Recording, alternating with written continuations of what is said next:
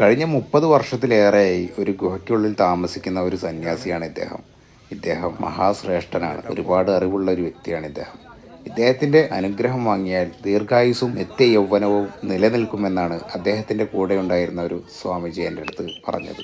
അങ്ങനെ കുറച്ചു ദൂരം നടന്നപ്പോഴാണ് ഒരു ആൾക്കൂട്ടം ശ്രദ്ധയിൽപ്പെട്ടത്. ആൾക്കൂട്ടം എല്ലാവരും നോക്കി നിൽക്കുന്നത് ഒരു സ്വാമിജിയാണ്, സന്യാസിയെ.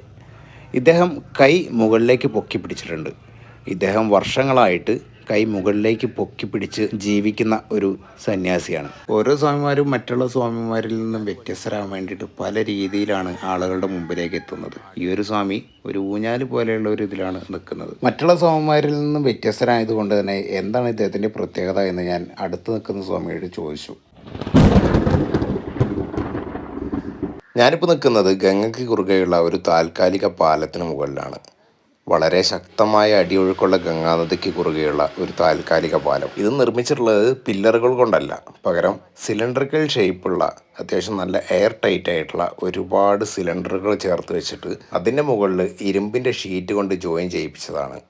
അങ്ങനെ കുറച്ചു ദൂരം നടന്നപ്പോഴാണ് ഒരു ആൾക്കൂട്ടം ശ്രദ്ധയിൽപ്പെട്ടത്. ആൾക്കൂട്ടം എല്ലാവരും നോക്കി നിൽക്കുന്നത് ഒരു സ്വാമിജിയാണ്, സന്യാസിയെ. ഇദ്ദേഹം കൈ മുകളിലേക്ക് പൊക്കി പിടിച്ചിട്ടുണ്ട്. ഇദ്ദേഹം വർഷങ്ങളായിട്ട് കൈ മുകളിലേക്ക് പൊക്കി പിടിച്ച് ജീവിക്കുന്ന ഒരു സന്യാസിയാണ്. എല്ലാ സമയത്തും ഇദ്ദേഹം വലത് കൈ മുകളിലേക്ക് ഉയർത്തി പിടിച്ചിരിക്കും. ഇടത് കൈ കൊണ്ടാണ് ഇദ്ദേഹം എല്ലാവർക്കും അനുഗ്രഹം നൽകുന്നത്.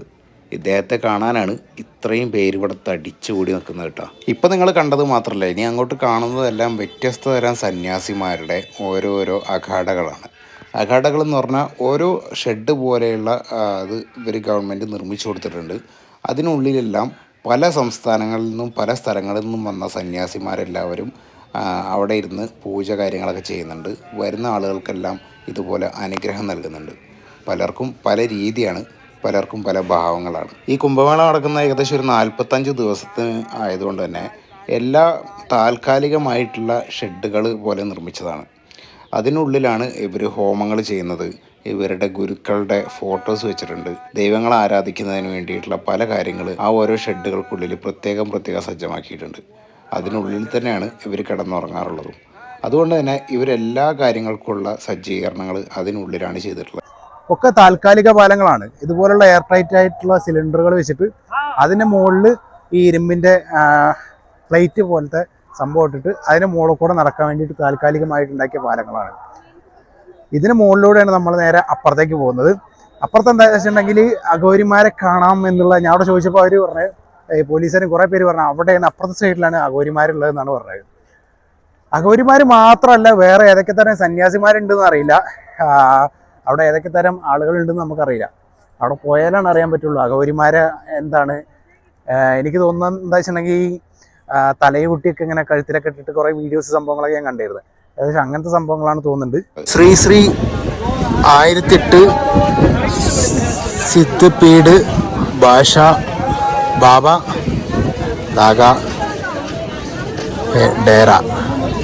ആ സ്വാമിയുണ്ട് അവിടെ. ആ സ്വാമിയെ നമുക്ക് നേരിട്ട് കാണാം. ഈ സ്വാമിയാണ് അദ്ദേഹം.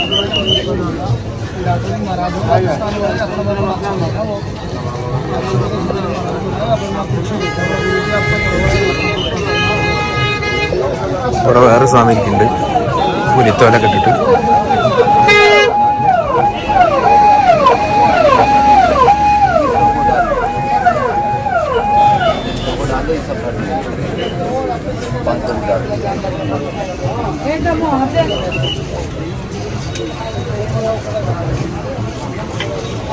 ഓരോ സ്വാമിമാരുടെ ആശ്രമങ്ങളുടെ മുകളിലും അവരുടെ പേരും അവരുടെ ഗുരുക്കന്മാരുടെ പേരും പിന്നെ ആ ഒരു ആശ്രമത്തിലുള്ള, അതായത് അഖാഡകളിൽ പ്രധാനികളായിട്ടുള്ള സ്വാമിജിമാരുടെ പേരും ഫോട്ടോസൊക്കെ വെച്ചിട്ടുണ്ട്. അങ്ങനെയുള്ളൊരു അഖാഡയാണിട്ടത്. ഓരോ സ്വാമിമാർക്കും ഓരോ പ്രത്യേകതകളാണെന്നാണ് ഇവിടെയുള്ള ആളുകൾ പറയുന്നത്. ഇവരുടെയൊക്കെ അനുഗ്രഹമായി കഴിഞ്ഞാൽ അത് വളരെ വലിയ പുണ്യമാണ് എന്നാണ് എല്ലാവരും വിശ്വസിക്കുന്നത്. കഴിഞ്ഞ വീഡിയോയിൽ ഞാൻ പറഞ്ഞ പോലെ തന്നെ ഇവിടെ യഥാർത്ഥ ദൈവങ്ങളെക്കാളും കൂടുതൽ പ്രാധാന്യം ഇവർ ആൾദൈവങ്ങൾക്ക് കൊടുക്കുന്നുണ്ട്. അതുകൊണ്ട് തന്നെ ഇവരുടെ അനുഗ്രഹം വാങ്ങാനും ഇവർക്ക് ദക്ഷിണ കൊടുക്കാനും ഒക്കെ ആളുകൾക്ക് ഒരു പ്രത്യേക താല്പര്യമാണ്. ഇവരുടെ അടുത്ത് വരാനും ഇവരുടെ അടുത്ത് ഇരിക്കാനും മയിൽപ്പിലി കൊണ്ട് ആളുകളുടെ തലയിൽ ഒന്ന് സ്പർശിക്കുന്നതിനും എല്ലാ ആളുകൾക്ക് ഒരു പുണ്യം ലഭിക്കുമെന്നാണ് ആളുകളുടെ വിശ്വാസം. അതുകൊണ്ട് തന്നെ ഇവരുടെ അടുത്തേക്ക് ആളുകൾക്ക് വരാൻ ഒരു പ്രത്യേക തിരക്കാണുള്ളത്. ആളുകൾ വരുന്നതിനനുസരിച്ച് നന്നായിട്ട് ദക്ഷിണ കൊടുക്കുന്നുണ്ട് കേട്ടോ. ഇവിടെ നല്ല സുരക്ഷയുണ്ട്. ഒരുപാട് പോലീസുകാരുണ്ട്. അതുപോലെ തന്നെ ആർമി, ഡിഫൻസ്, NDRF പല ടീമുകളും ഇവിടെ ഫുൾ ടൈം ഉണ്ട്. അതുകൊണ്ട് സേഫ്റ്റി കാര്യങ്ങൾ ഇവർ നന്നായിട്ട് നോക്കുന്നുണ്ട്. അപ്പുറത്തെ ഭാഗത്ത് കണ്ടിട്ട് അമ്പലങ്ങളുടെ ഒക്കെ പോലെ തോന്നുന്നുണ്ട് കേട്ടോ. പക്ഷെ ഇവിടുന്ന് കുറേ ദൂരം എന്ന് പറഞ്ഞാൽ നല്ല ദൂരത്തിൽ നമുക്ക് സൈറ്റ് വിസിബിൾ അല്ല. ഒന്നാമത് മഞ്ഞ് അത്യാവശ്യം ഇങ്ങനെ നിൽക്കണോണ്ട് തന്നെ സമയം ഏകദേശം 11 മണിയായി. 11 മണിയായിട്ടും കൂടി മഞ്ഞ് പോയിട്ടില്ല. ഇവിടെ നല്ല ഒഴുക്കാണ് കേട്ടോ. നല്ല ഒഴുക്കായിട്ട് പോലും ഈ സാധനം അനങ്ങാതെ നിൽക്കുന്നുണ്ട്. എല്ലായിടത്തും കയറ് കെട്ടിയിട്ട് ഇങ്ങനെ ടൈറ്റാക്കി വെച്ചാണ്. ഒരുവിധം എല്ലാ സിലിണ്ടറും ഇവർ കയറ് കെട്ടിയിട്ട് ഇങ്ങനെ ടൈറ്റിൽ വെച്ചിട്ടുണ്ട്. ഇവിടെ ഒക്കെ കണ്ടില്ലേ. ഈ പാലം അടിയിൽ ടച്ച് ചെയ്യുന്നതല്ല കേട്ടോ. ഈ കാണുന്ന പാലങ്ങളൊന്നും അടിയിൽ ടച്ച് ചെയ്യുന്നതല്ല.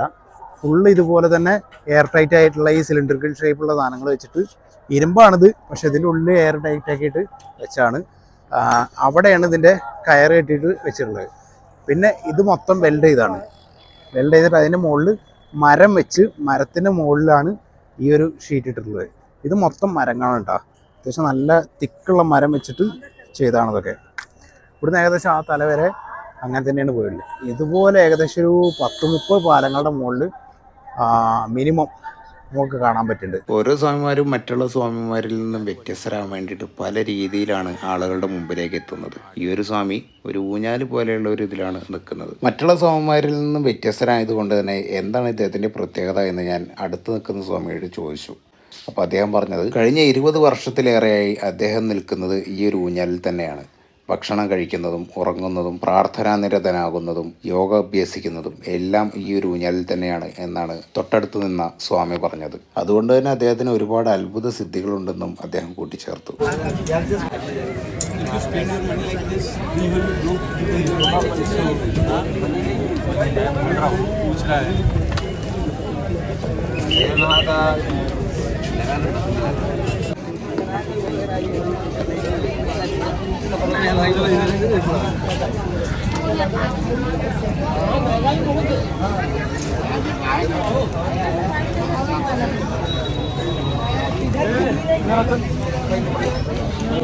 കഴിഞ്ഞ 30 വർഷത്തിലേറെയായി ഒരു ഗുഹയ്ക്കുള്ളിൽ താമസിക്കുന്ന ഒരു സന്യാസിയാണ് ഇദ്ദേഹം മഹാശ്രേഷ്ഠനാണ്. ഒരുപാട് അറിവുള്ള ഒരു വ്യക്തിയാണ് ഇദ്ദേഹത്തിൻ്റെ അനുഗ്രഹം വാങ്ങിയാൽ ദീർഘായുസ്സും നിത്യയൗവനവും നിലനിൽക്കുമെന്നാണ് അദ്ദേഹത്തിൻ്റെ കൂടെ ഉണ്ടായിരുന്ന ഒരു സ്വാമിജി എൻ്റെ അടുത്ത് പറഞ്ഞത്.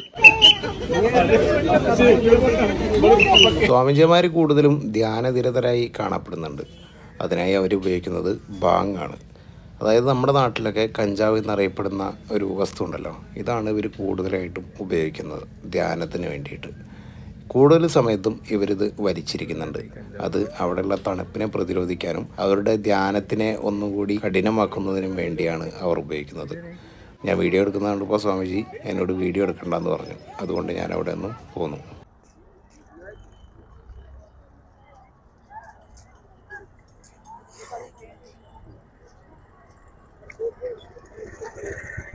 भैया क्या है? नारियल की मिठाई। अच्छा,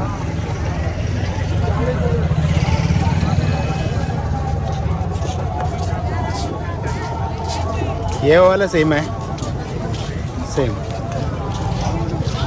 नारियल का मिठाई. തേങ്ങയുടെ മിഠായി എന്നാണ് പറയുന്നത്.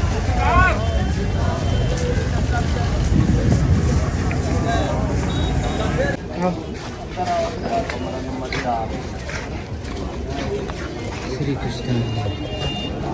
चलो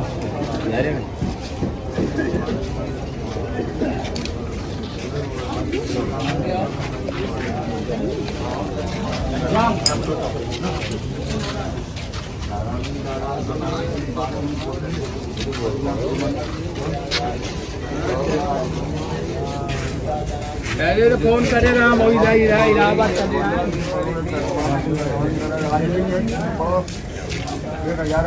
സത്യം പറഞ്ഞാൽ ഇതിനുള്ളിലൂടെ നടക്കുന്ന സമയത്ത് നമ്മൾ ഒരുപാട് വർഷം പിന്നോട്ട് പോയ പോലെ തോന്നട്ടാ.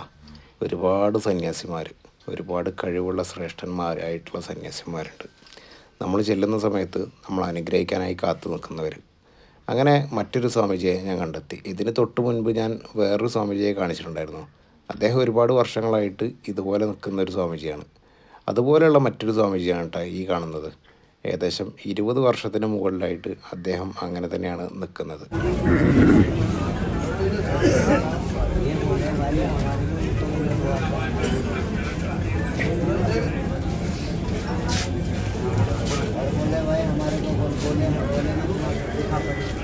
ഓരോ ബാബന്മാർക്കും ഓരോ രൂപങ്ങളാണ് കേട്ടോ. പലരും പല രീതിയിലാണ് ആളുകളോട് പെരുമാറുന്നത്. ഇവരെല്ലാവരും നാഗാസാധുക്കളാണ്. ചിലർ ഉഗ്ര കോപികളായിരിക്കും, ചിലർ സാധു മനുഷ്യരായിരിക്കും. എന്നെ കണ്ടത് ഇദ്ദേഹം വളരെ രൂക്ഷമായാണ് എന്നെ നോക്കുന്നത്.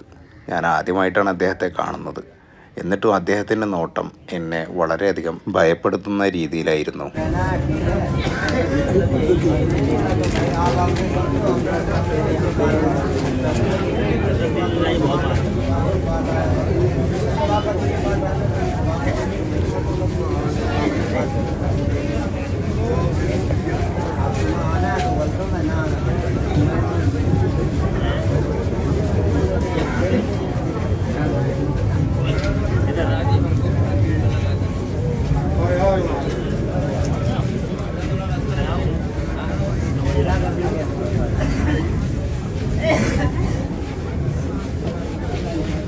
രുദ്രാക്ഷത്തിൻ്റെ വലിയൊരു കിരീടം വെച്ച ഒരു ബാബയാണ് ഇദ്ദേഹം.